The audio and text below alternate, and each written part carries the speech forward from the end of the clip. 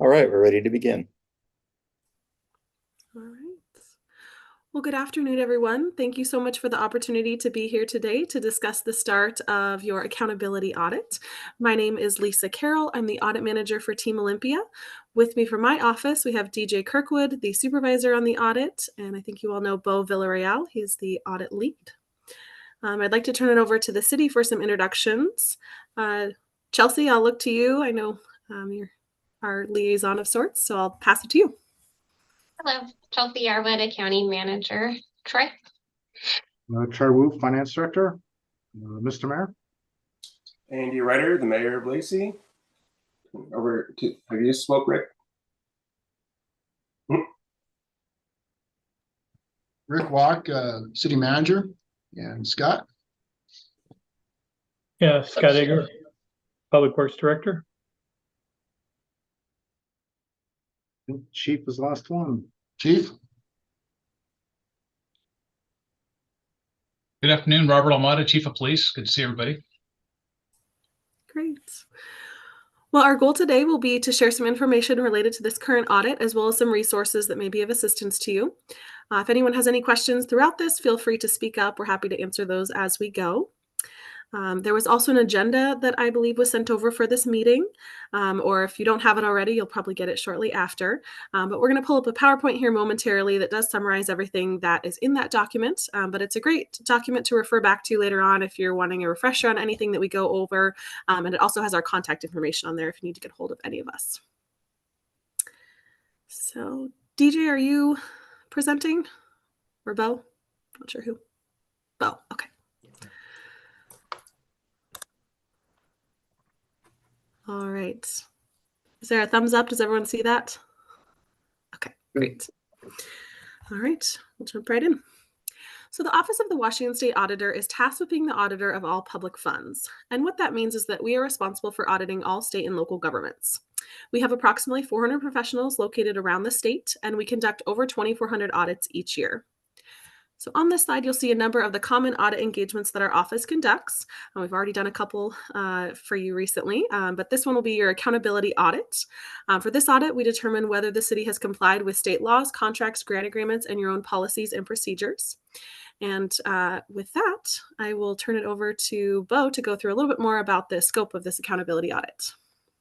Sure. So for the accountability audit, we're covering the period of January 1st, 2021 through December 31st, 2022. And for this audit, we utilize a risk-based audit approach in selecting areas for further review. As part of this process, we completed a number of planning audit procedures, which included conducting risk assessments with key members of the city, reviewing minutes of the governing body, conducting analytical procedures, reviewing prior audit results, and assessing areas of common risk with the city or with cities across the state. And based on these planning procedures performed, we have identified the listed areas for inclusion in our audit. And I'll highlight a few of these areas. There was a significant amount of public works activity at the city. So based on this, we selected the Capital City Golf Course Phase 2 project and the 2022 overlay project, and are verifying that the city went through the proper procurement procedures prior to entering into these contracts, and are also verifying that the city met various compliance requirements related to these projects. Also, the city shifted to more and more use of credit cards for their expenditures. And I know the city's also updated their credit card policy recently. So due to this, we wanted to update our understanding of the city's controls over credit cards and also test different transactions to ensure that credit card transactions are adequately supported, approved, and allowable. And the last section I'm going to highlight is the police department, where we're looking at the property and evidence room and also the disposition of property. For this, it's an area that we haven't looked at in a number of years.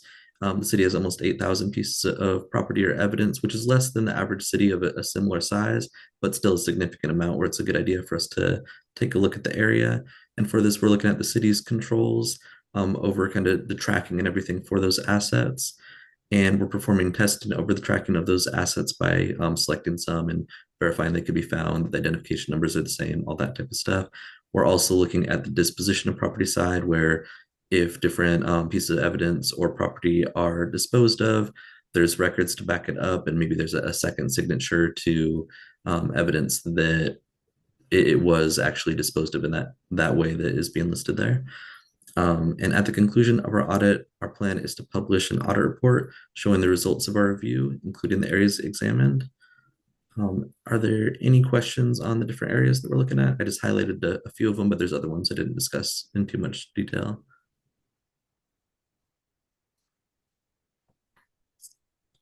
All right.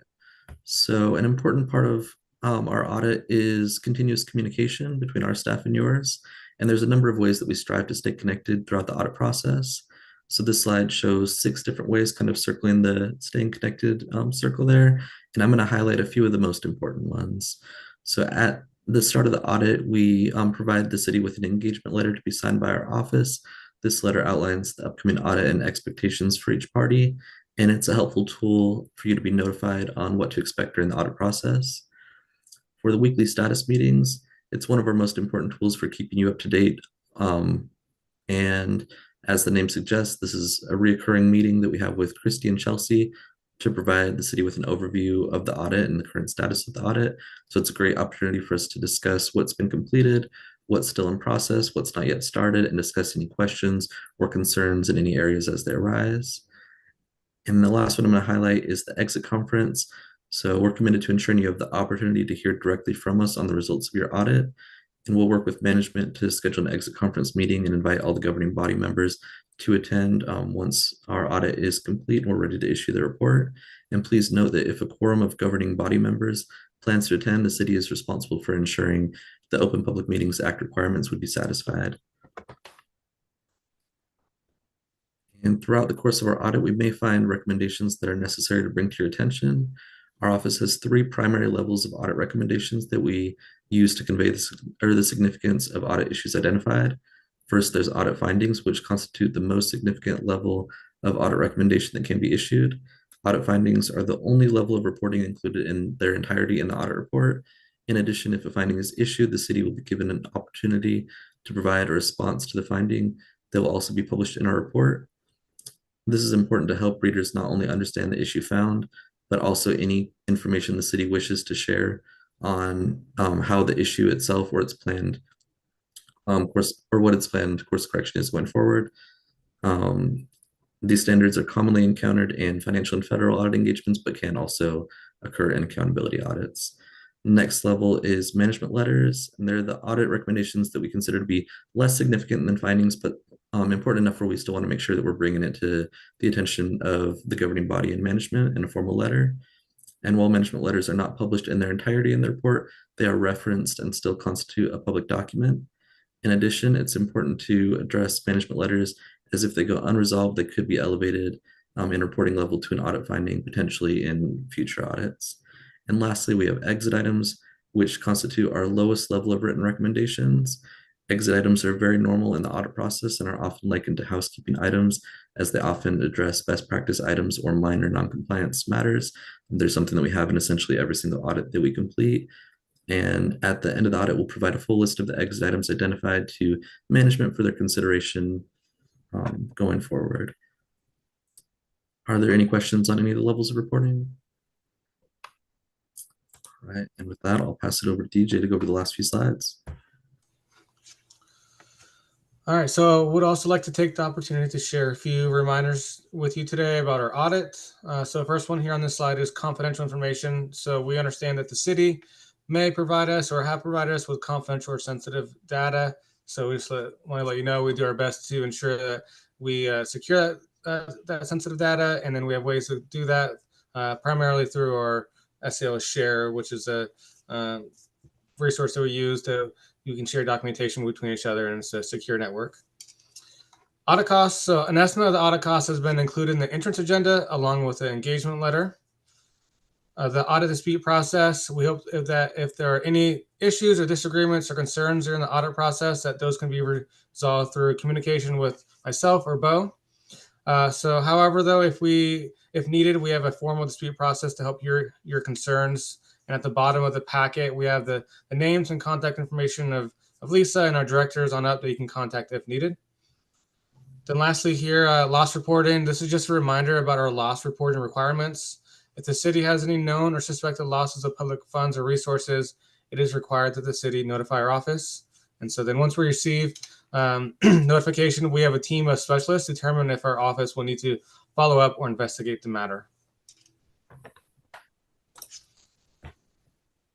Reporting cybersecurity issues. So, just like with our last reports I went over, the state and local governments may also be required to report cybersecurity issues.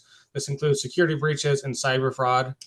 The reporting is required to the Attorney General's office if a single incident affects more than 500 Washington residents. So this slide is just a reminder of this requirement, or to let you know about it if you didn't know yet.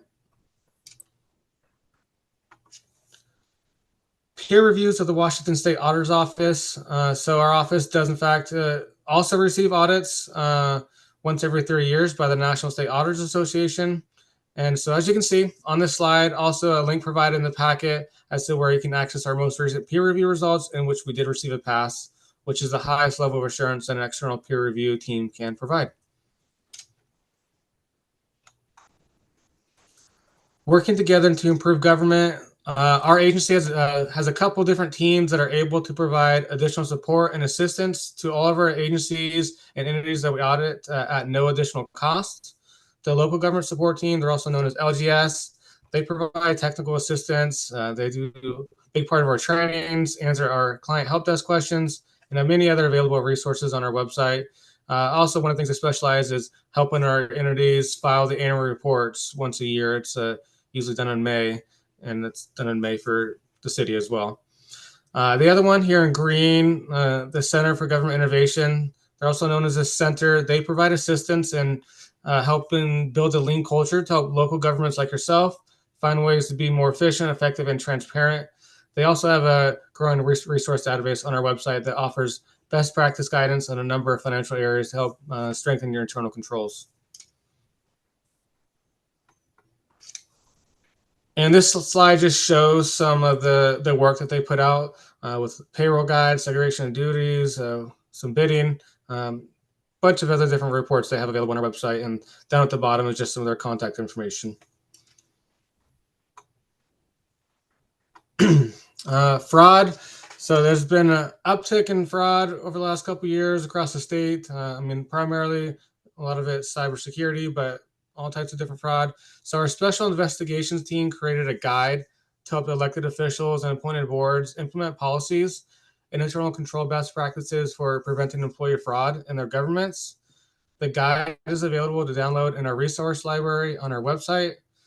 It is organized into 3 sections: preventing fraud, detecting fraud, and responding to fraud. So it goes a lot more depth if you take a look at our website and going through that. All right. That's all we have for you today. Does anyone have any questions, comments? Now is the time to do so. Yeah, I have a question about the loss reporting. Was there a recent legislative change that, like, the instances that we have to report, or am I making this up? I could be making it up. So we've always, well, not we, there's always been a state law that required loss reporting.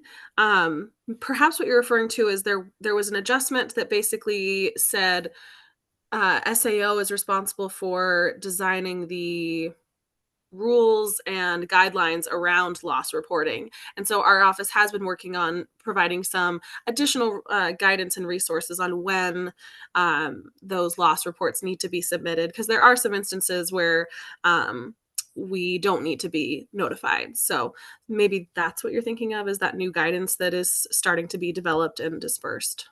Okay, so it hasn't been final then? I don't think it quite has been, no. I don't believe so. Okay, well, we'll keep an eye out for it. Mm-hmm. Thanks. Hey, will you be sharing a copy of your presentation with Troy or Chelsea so they can share that with the rest of us? Yeah, what we usually do is we can save the slides as a PDF and send that over. Hopefully that would work all right. Okay. Thank you. When's the last time Lacey had this type of audit? I don't remember going through this before. I mean, maybe we have, but I don't remember last time we did this type of audit. Sure. So the last time would have been about 2 years or so ago Before that, I believe we had been on like a 1-year cycle where we'd include it kind of with each audit. But this last time we ended up doing a 2-year audit that covered, or where we didn't do it for 1 year, and this year we're covering 2 years essentially for it. But normally it's a kind of each year piece that we'll do. But isn't this usually included with a regular audit? What's different this time around? Is this a separate audit than our normal audit? I think the biggest difference is we had a lot of single audits that we had to get out over the summertime. And so our capacity didn't allow us to include your accountability audit at the same time as we did your financial and single. You did single this year, right? I think. Anyway, so we didn't have the capacity to complete it over the summer like we maybe in previous years had. So we kind of saved it and are getting it done here at the end of the year. Got it. I knew something was different because I don't ever remember doing it this time of year. So I knew something was off. Yes. Yeah, you're right. Normally it's done at the same time. Yeah. I think looking it up, I think the last time was summer of 2021. Okay, but it's usually included with a regular audit. Yep. Makes sense. Yeah. Any other questions? Great. Well, again, thank you all so much for your time. We really appreciate it. And we look forward to getting this wrapped up for you. And we'll invite you all to the exit conference and hope to see you all there. Right. Thank you. Thank you.